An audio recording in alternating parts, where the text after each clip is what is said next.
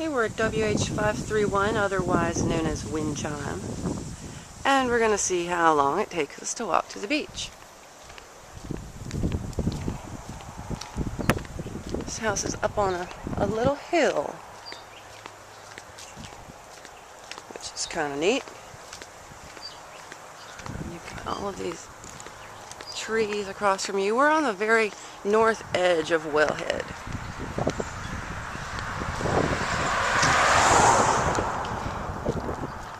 The access we're going to use is Tuna, coming up next here. And then after that is Shad Street, which is the northernmost road in Wellhead. And then after that is the Corolla Light neighborhood. So all the pine trees and everything like that. Corolla Light, you sort of have that down here as well. I don't know if it's less developed or what, but it does seem, this northern end seems more wooded to me. Northern end of Wellhead. Anyway, you can see that signpost up there. That's where we're going to be turning right. Right now we're headed north on, shoot, I can't remember which this street is. Lighthouse is the closest one, and then Wellhead, this is Corolla, that's it. Corolla Drive. Now don't be embarrassed. I remember when I first moved here, and people would say Corolla, but I felt stupid. I felt like, is that like the way to say it with an accent? No, it's actually pronounced Corolla. So, don't be afraid to pronounce it the correct way. It's not Corolla. Okay, here we come to Corolla Drive and Tuna Street.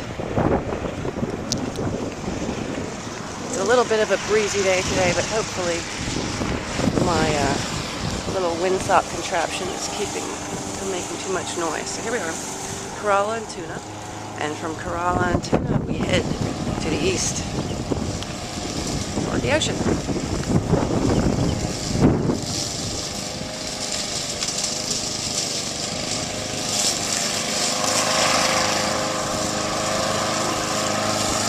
How you doing?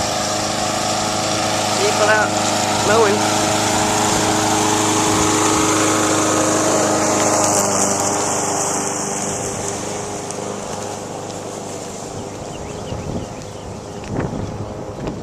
It is fun walking around with a video camera. You kind of hold it out in front of yourself so everyone knows you're doing something official, but they have no idea what. Like, I hear this lady walking down the street talking to herself. She comes by on this video camera. Anyway.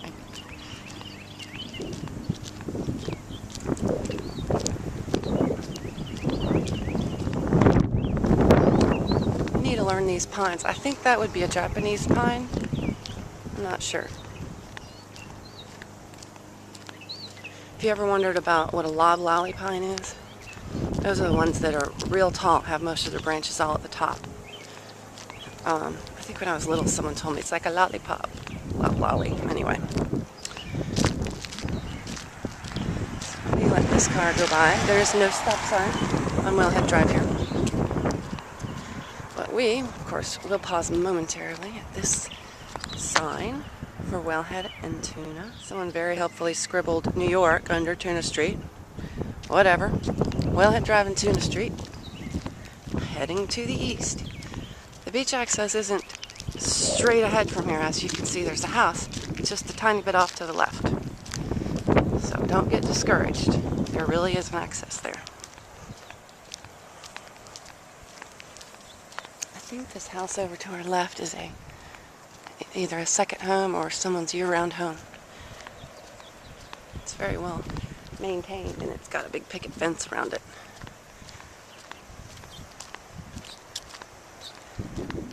What a pretty morning.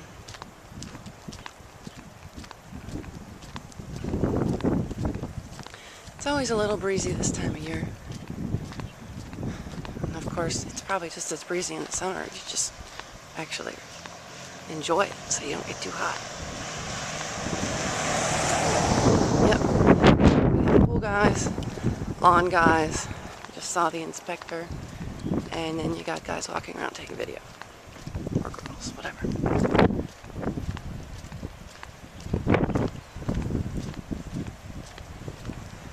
See those big trees over there? I think those are Japanese pines. That is a very well-maintained lawn. Okay, let's pause here. We are at Tuna and Lighthouse Drive. And from Tuna and Lighthouse, okay, now we got some wind. We're going to see if this wind stop will work. We're heading east to this access. Got a little place for trash. Don't want to throw your trash out on the beach. This is a Russian olive on both sides of us. They are very hardy and salt-tolerant plants. That's why they're planted up by the ocean. No, they're not native, but they're not invasive or anything like that either.